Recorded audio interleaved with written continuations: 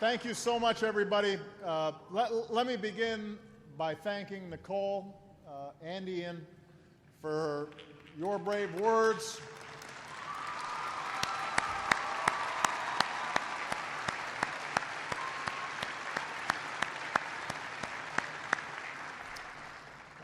I want to thank them and all the Newtown families who've come here today, including your first selectman, Pat Lodra.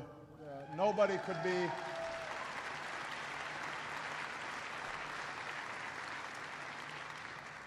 could be more eloquent than Nicole and the other families on this issue. And we are so grateful for their courage and willingness to share their stories again and again, understanding that nothing's going to be more important in making sure that Congress moves forward this week than hearing from them.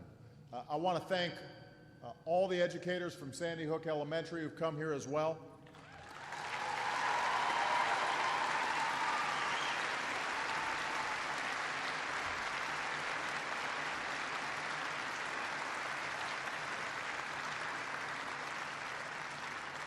The survivors, I love you back, I do.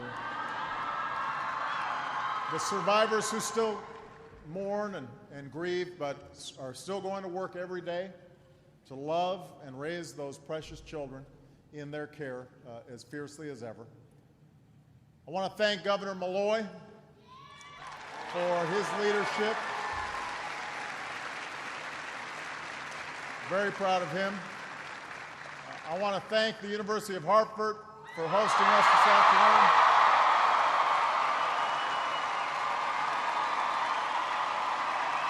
Thank you, Hawks.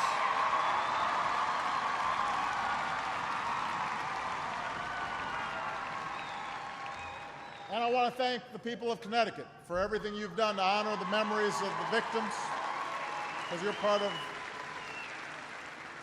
of their family as well.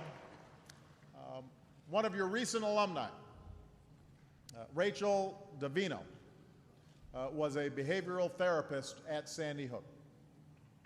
Two alumni of your performing arts school, Jimmy Green and Nelba Marquez Green, lost their daughter, Anna, an incredible, vibrant young girl who looked up to them and learned from them and inherited their talents by singing before she could talk. So every family in this state was shaken by the tragedy of that morning. Every family in this country was shaken. We hugged our kids more tightly. We asked, what could we do as a society to help prevent a tragedy like that from happening again? And as a society, we decided that we have to change. We must. We must change.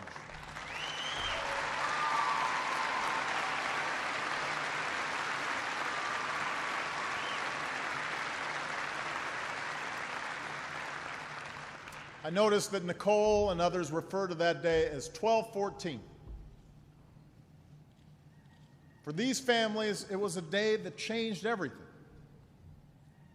And I know many of you in Newtown wondered if the rest of us would live up to the promise we made in those dark days.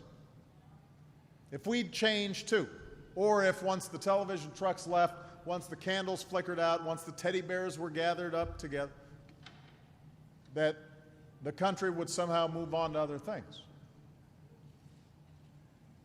Over the weekend, I heard Francine Wheeler, who lost her son Ben that day, say that the 4 months since the tragedy might feel like a brief moment for some, but for her it feels like it's been years since she saw Ben.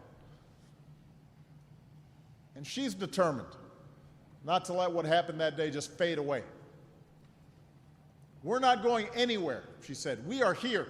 We are going to be here.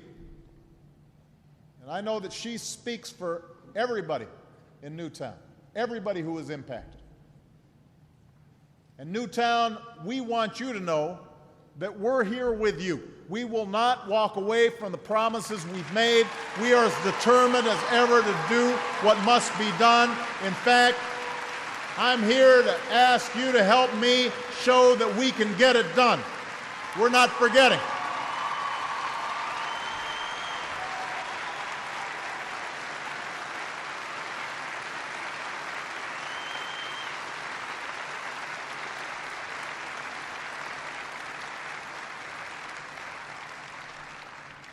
We can't forget. Your families still grieve in ways most of us can't comprehend. But so many of you have used that grief to make a difference. Not just to honor your own children, but to protect the lives of all of our children.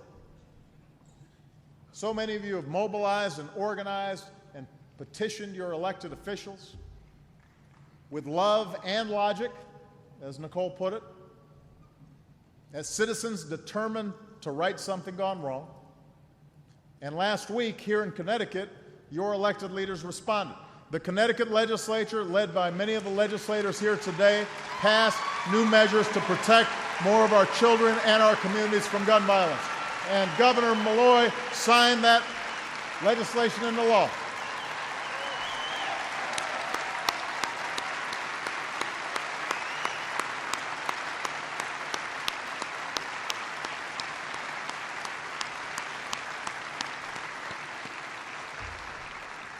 So I want to be clear. You, the families of Newtown, people across Connecticut, you helped to make that happen.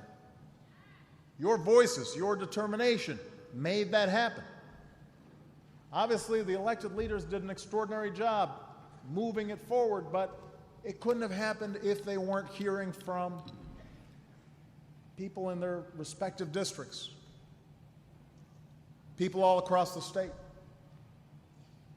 That's the power of your voice. And by the way, Connecticut's not alone. In the past few months, New York, Colorado, Maryland have all passed new common sense gun safety reforms as well.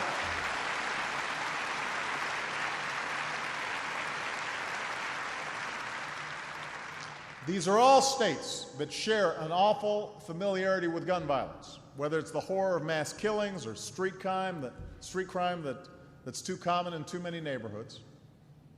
All of these states also share a strong tradition of hunting and sports shooting and gun ownership. It's been a part of the fabric of people's lives for generations. And every single one of those states, including here in Connecticut, decided that yes, we can protect more of our citizens from gun violence while still protecting our Second Amendment rights. Those two things don't contradict each other. We can pass common sense laws that protect our kids and protect our rights. So Connecticut's shown the way. And now is the time for Congress to do the same.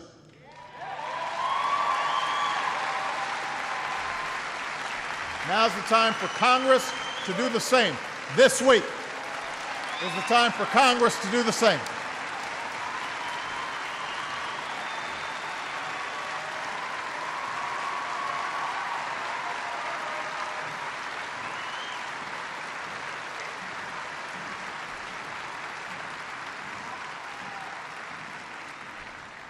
Now, back in January, just a few months after the tragedy in Newtown, I announced a series of executive actions to reduce gun violence and keep our kids safe. And I put forward common sense proposals, much like those that passed here in Connecticut, for Congress to consider. And you'll remember in my State of the Union address, I urged Congress to give those proposals a vote. And that moment is now. As soon as this week, Congress will begin debating these common sense proposals to reduce gun violence. Your senators, Dick Blumenthal and Chris Murphy, they're here. Your representatives, John Larson, Rosa DeLauro, Elizabeth Esty, Jim Himes, Joe Courtney, they're all pushing to pass this legislation.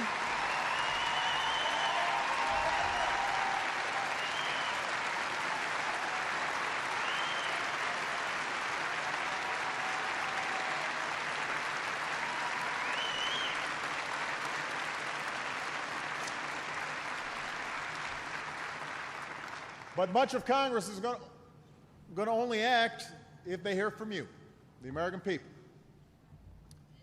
So here's what we have to do. I appreciate that. Here's what we've got to do. We have to tell Congress it's time to require a background check for anyone who wants to buy a gun so that people who are dangerous to themselves and others cannot get their hands on a gun. Let's make that happen.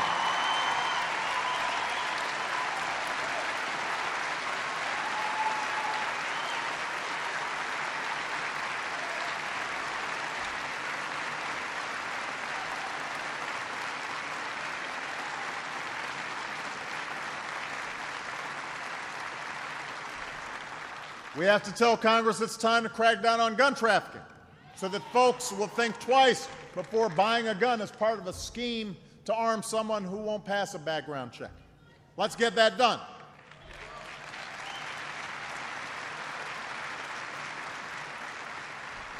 We have to tell Congress it's time to restore the ban on military-style assault weapons and a 10-round limit for magazines to make it harder for a gunman to fire 154 bullets into his victims in less than 5 minutes. Let's put that to a vote.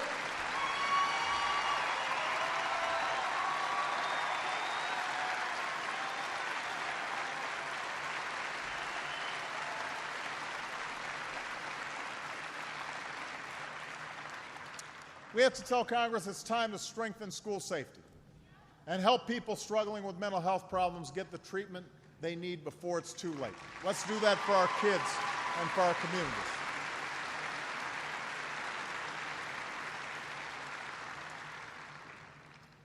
Now, I know that some of these proposals inspire more debate than others, but each of them has the support of the majority of the American people.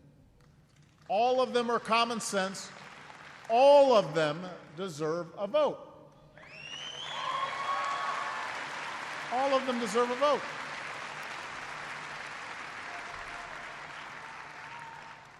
Consider background checks.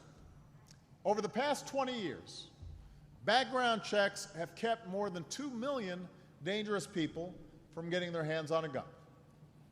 A group of police officers in Colorado told me last week that thanks to background checks, they've been able to stop convicted murderers, folks under restraining orders for committing violent domestic abuse, from buying a gun. In some cases, they've actually arrested the person as they were coming to purchase the gun. So we know that background checks can work, but the problem is loopholes in the current law let so many people avoid background checks altogether. That's not safe. It doesn't make sense. If you're a law-abiding citizen and you go through a background check to buy a gun, wouldn't you expect other people to play by the same rules? If you're a law-abiding gun seller, wouldn't you want to know you're not selling your gun to someone who's likely to commit a crime? Shouldn't we make it harder, not easier, for somebody who's convicted of domestic abuse to get his hands on a gun?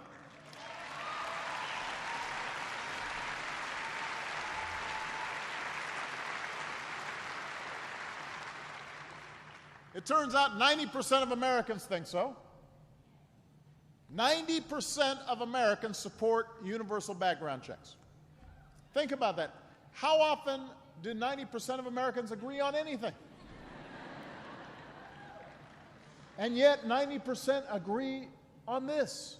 Republicans, Democrats, folks who own guns, folks who don't own guns, 80% of Republicans, more than 80% of gun owners, more than 70% of NRA households.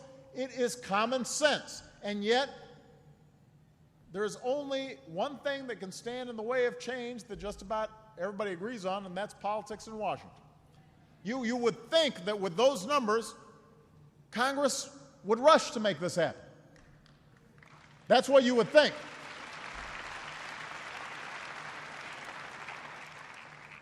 If our democracy is working the way it's supposed to, and 90% of the American people agree on something, in the wake of a tragedy, you'd think this would not be a heavy lift. And yet some folks back in Washington are already floating the idea that they may use political stunts to prevent votes on any of these reforms. Think about that. They're not just saying they'll vote no on ideas that almost all Americans support. They're saying they'll do everything they can to even prevent any votes on these provisions. They're saying your opinion doesn't matter. And that's not right. That is not right. We need a vote.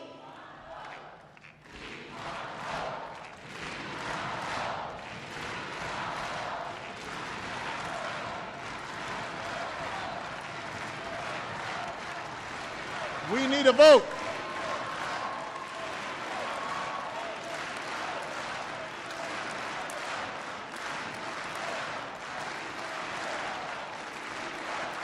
Now, I've also heard some in the Washington press suggest that what happens to gun violence legislation in Congress this week will either be a political victory or defeat for me. Connecticut, this is not about me. This is not about politics. This is about doing the right thing for all the families who are here that have been torn apart by gun violence. It's about them and all the families going forward so we can prevent this from happening again. That's what it's about. It's about the law enforcement officials putting their lives at risk. That's what this is about. This is not about politics.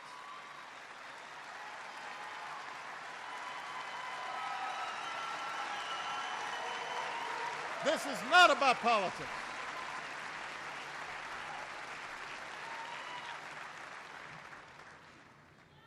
This is about these families and families all across the country who are saying, let's make it a little harder for our kids to get gunned down. When I said in my State of the Union address that these proposals deserve a vote, that families of Newtown and Aurora and Tucson and a former member of Congress, Gabby Giffords, that they all deserve to vote, virtually every member of that chamber stood up and applauded. And now they're going to start denying your families a vote when the cameras are off and when the lobbyists have worked what they do? You deserve better than that. You deserve a vote. Now, look, we knew from the beginning of this debate that change would not be easy. We knew that there would be powerful interests that are very good at confusing the subject, that are good at amplifying conflict and extremes, that are good at drowning out rational debate, good at ginning up irrational fears, all of which stands in the way of progress. But if our history teaches us anything, then it's up to us, the people, to stand up to those who say we can't or we won't. Stand up for the change that we need. And I believe that that's what the American people are looking for. You know, when I first ran for this office, I said that I did not believe the country was as divided as our politics would suggest. And I still believe that. I know sometimes when you watch cable news or talk radio or you browse the internet, you'd think, man, everybody just hates each other. Everybody's just at each other's throats. But that's not how most Americans think about these issues. There are good people on both sides of every issue.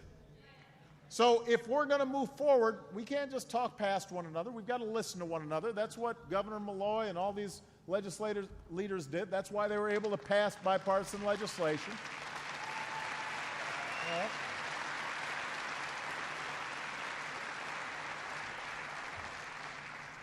I've got stacks of letters from gun owners who want me to know that they care passionately about their right to bear arms, don't want them infringed upon. And I appreciate every one of those letters. I've learned from them.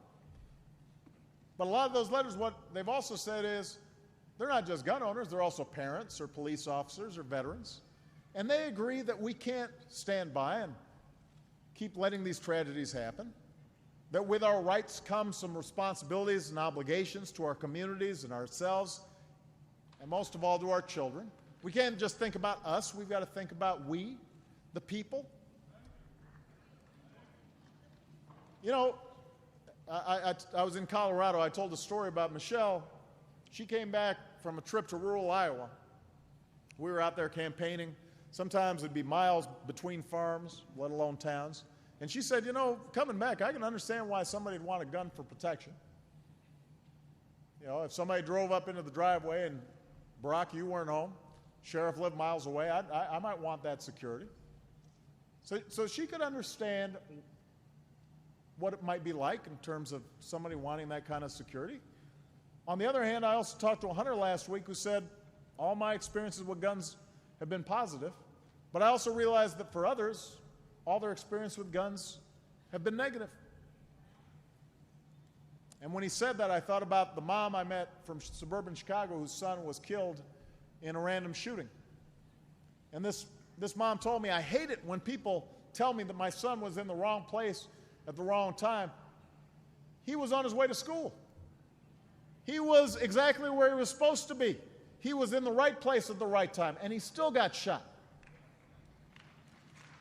The kids at Sandy Hook were where they were supposed to be. So were the moviegoers in Aurora. So were those worshipers in Oak Creek. So was Gabby Gifford. She was at a supermarket listening to the concerns of her constituents. They were exactly where they were supposed to be. They were also exercising their rights to assemble peaceably,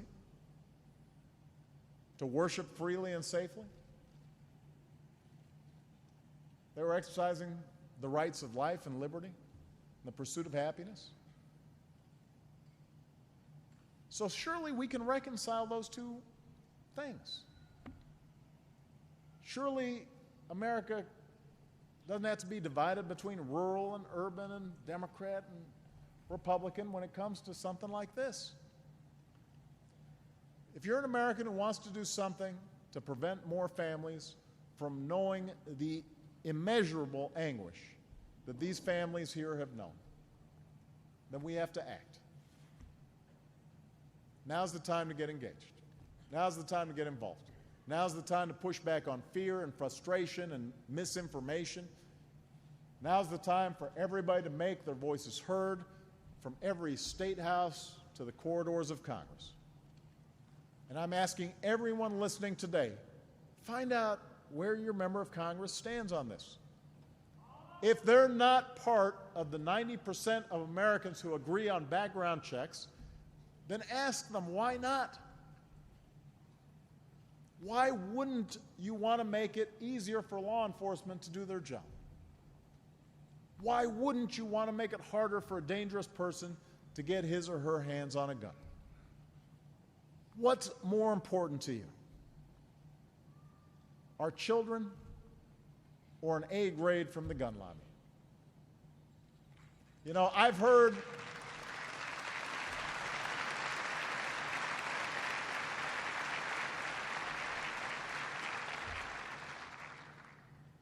Nicole talk about what her life has been like since Dylan was taken from her in December. And one thing she said struck me. She said, every night I beg for him to come to me in my dreams so that I can see him again. And during the day, I just focus on what I need to do to honor him and make change. Now, if Nicole can summon the courage to do that, how can the rest of us do any less? How can we do any less? If there's even one thing we can do to protect our kids, don't we have an obligation to try? If there's even one step we can take to keep somebody from murdering dozens of innocents in the span of minutes, shouldn't we be taking that step?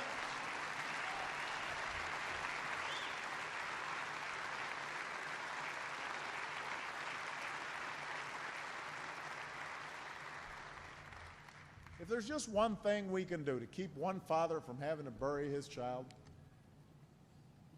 isn't that worth fighting for?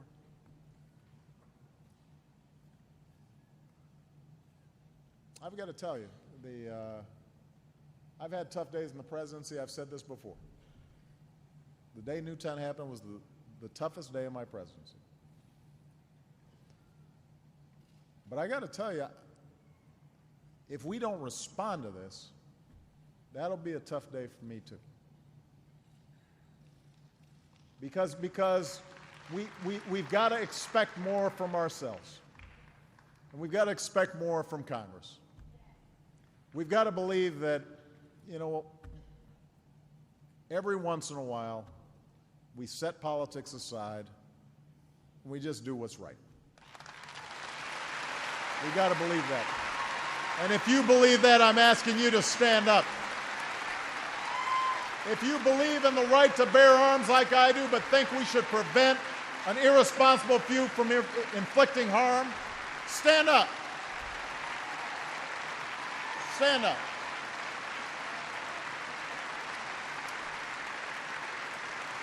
If you believe that the families of Newtown and Aurora and Tucson and Virginia Tech and the thousands of Americans who've been gunned down in the last 4 months deserve a vote, we all have to stand up.